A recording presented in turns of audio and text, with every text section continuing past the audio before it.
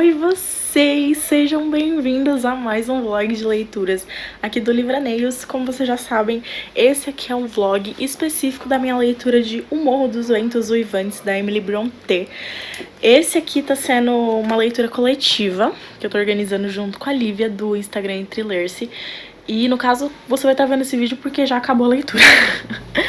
Enfim, né, mas eu tô a louca da leitura coletiva, então... se eu não avisar aqui, você sempre vai saber as coisas pelo meu Instagram. Então se você ainda não me segue, me siga lá no @livraneios, que eu tô lá todo santo dia e também tem muito conteúdo legal, tanto lá quanto aqui. Inclusive, se você não é inscrito aqui ainda, inscreva-se, ok? Esse vídeo aqui vai ser sem nenhum spoiler, eu só vou contar as minhas impressões sobre o livro. Vou contar alguns acontecimentos que eu achar que não é spoiler, que não tem nenhum tipo de, né, não atrapalha a experiência da pessoa. Mas enfim... pra contextualizar, a meta da leitura são 2 capítulos por dia. Estamos começando hoje no dia 10 e vai até o dia 26 desse mês, que é julho. E aí teremos 2 discussões, que é dia 18, da metade do livro, e dia 26, que é a final completa. E eu tô nessa edição da Príncipes, que não tem, assim, nada demais. Ela começa, tem o sumário e já começa. E porque é uma edição barata, então ela não tem nenhum tipo de introdução, prefácio, nem nada do gênero. Particularmente agradeço, porque acho frescura, de certa forma. Enfim. E aí eu já li os 2 capítulos de hoje, comecei a ler o capítulo 3, só que aí começou a novela, né? Então, só queria iniciar isso aqui. E já tenho uma impressão que esse cara que é o narrador é um enxerido, um ganso, não tem nada que existir, sabe? Desnecessário até o último. Se tivesse na minha casa, eu já tinha levado vassourada na cara. Eu juro que eu sou uma boa anfitriã, mas assim, né, esse cara é abusado. Enfim, ainda não sei direito sobre o que se trata a história. Eu sei que é sobre o Heathcliff, que é um cara muito rabugento, que ele é meio irmão adotado. É irmão adotado da Catherine.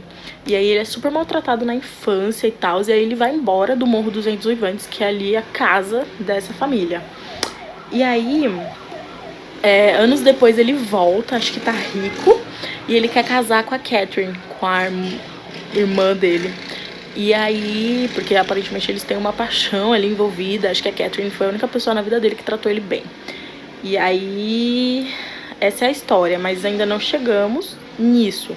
Basicamente, esses 2 primeiros capítulos foram, tipo, o nosso narrador enxerido na casa do Heathcliff. E a Catherine aparentemente está morta. Pesado, né? E aí... o nosso narrador, agora no capítulo 3, o nosso narrador encontra coisas da Catherine, livros dela e aparentemente um diário. Então agora ele vai aparentemente começar a ler e acho que a história vai ser narrada nesse diário. E aí agora tô ansiosa, né? E assim, né, nesse primeiro capítulo a gente já percebeu que essa família tem alguma coisa de muito errado, né? Eles são meio... não são hospitaleiros, né? Não que eu seria nessa ocasião, mas assim, eles quase deixaram os cachorros devorar o cara. E... são meio sinistros as relações deles uns com os outros. Eles são bem grosseiros mesmo, assim, meio sem expressão. Enfim, tem um negócio ruim ali. Enfim, né, provavelmente tem alguma coisa a ver com toda essa história da Catherine. E eu tô muito doida pra descobrir o que que é. A linguagem, apesar de ser um clássico, não tô achando difícil. No começo eu achei meio, sabe, poético demais pra falar que tava abrindo a porta, por exemplo. Eu não tenho muita paciência. Mas agora já melhorou, já tá um negócio mais fluido. E não vou falar mais atual, né? Porque bora lá, né? De que ano que é esse livro? Mas... ele é de 1800, sabe? Mas ele tá mais... compreensível. Enfim. E aí eu vou atualizando vocês conforme eu for andando com a leitura. Eu acho que vai ser bastante proveitosa. Tô bem animada porque muita gente ama esse livro. E eu tenho muita vontade de ler, então vamos junto comigo nessa jornada. Oi, gente, hoje é domingo, dia 12, voltando aqui a falar sobre a leitura do Morro. Depois do primeiro dia da leitura, eu não li mais nada dele. Eu li, tipo, eu fui ler os 2 primeiros capítulos e comecei a ler o terceiro. Aí eu li 2 páginas do terceiro e não li mais. E, tipo, agora que vai começar a ser contada a história. Mas eu tô rindo muito porque o pessoal do grupo tá muito perdido, tá muito confuso. Eu ainda não, como eu não avancei muito na história, eu não tô muito. E também porque tem coisas que eles estão se apegando que eu não me apego. Tipo, logo de cara querer saber quem é quem e tudo, decorar nome de personagem, eu cago pra isso. Eu espero a história me entregar quem é quem, porque, né, esse personagem tá ali, tipo, eu entendo dessa forma. Por exemplo, eles pegaram a árvore genealógica da família, e eu bati o olho na árvore genealógica e eu já percebi que teria spoiler. Tipo, quem casou com quem é filho de quem não é filho de quem e tal. Então eu preferi... Não é uma história tipo os Bridgertons, que é legal você saber essas coisas. Porque, tipo, você já sabe de cara o que é, quem é que vai ficar com quem, etc. Então, eu decidi não olhar a árvore e ir seguindo. Porque eu entendo que, assim, se a autora escreveu esse livro, a primeira pessoa que leu deveria entender. Ela não deveria já vir com uma árvore genealógica. E se tivesse que vir, teria árvore em todos os livros, que não tem. Então, eu vou seguir assim. A Lívia, que tá organizando comigo, que tava lendo na mesma edição que eu, falou super mal da tradução, ela não gostou. E tá lendo agora em outro no Kindle. Eu não percebi ainda nada assim também. O pessoal tá tendo dificuldade com algumas edições também, com palavras difíceis e não sei o que. E é o que eu falei. Eu acho que tem algumas palavras que estão ali, tipo, enfeitando o negócio, mas é um clássico, né? Então, vou fazer o quê? Mas até então eu não tive essa dificuldade mesmo de, tipo, empacar, porque eu não tô conseguindo ler. Então, como ontem eu não li ele, por causa da maratona de 12 horas, que se você não sabe, vou deixar o vlog aqui pra você conferir. Eu acho que é aqui. Enfim, eu vou deixar o vlog aí em cima pra você poder ver. Então hoje eu tenho que ler 4 capítulos pra colocar ele em dia. Vamos ver.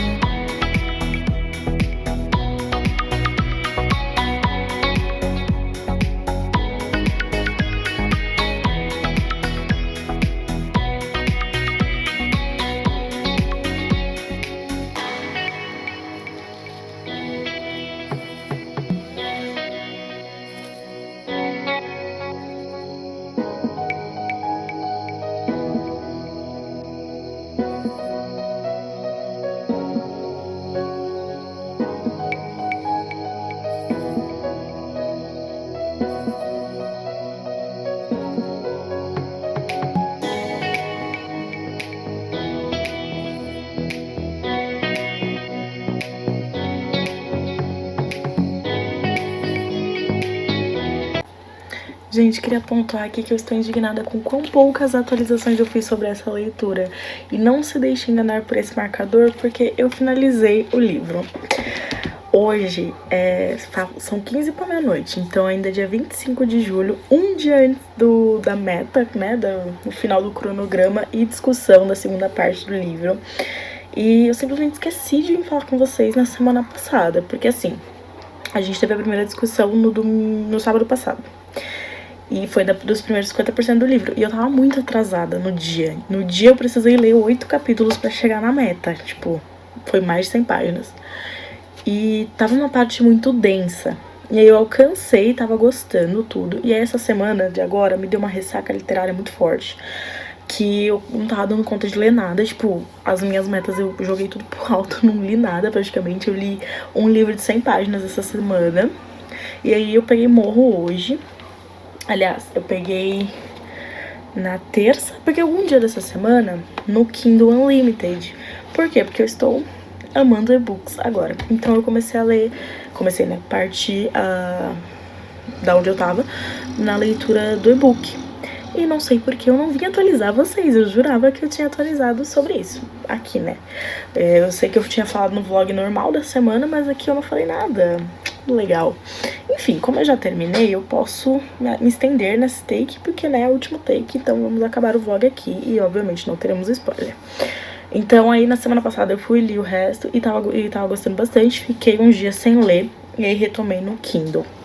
Acabei finalizando pelo Kindle mesmo, mas não é nenhum tipo de problema com a edição, é realmente porque eu tô indo melhor em e-books do que físicos. Mas eu vou deixar aqui o marca-página pra eu poder marcar o que eu marquei no Kindle, as anotações que eu fiz e tudo no físico.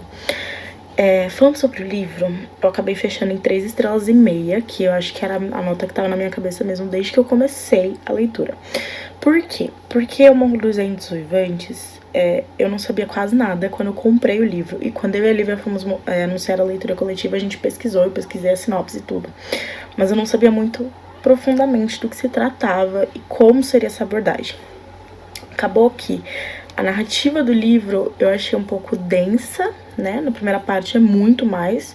E depois de um tempo eu comecei a achar meio repetitivo, sabe? Ficava tipo, ai, sei lá, vai.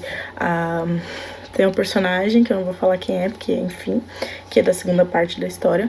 O personagem vai lá e quer fazer alguma coisa, aí vai lá o Ratcliffe e banca o cara mal, e enfim, fica aquele looping eterno, sabe? Então isso me incomodou um pouco. E também eu queria que a narrativa tivesse sido em primeira pessoa do ponto de vista do Ratcliffe, ou então dividida em outros personagens, etc. Mas, enfim, porque eu senti falta dessa profundidade maior dos personagens que eu acho que uma narrativa em primeira pessoa poderia nos dar. Ainda assim, foi um livro que eu gostei bastante. Principalmente, assim, o último capítulo, ele, tipo, pisa no livro inteiro. É o capítulo mais interessante e que faz você entender muita coisa e me fez perceber muita coisa e pensar muita coisa também.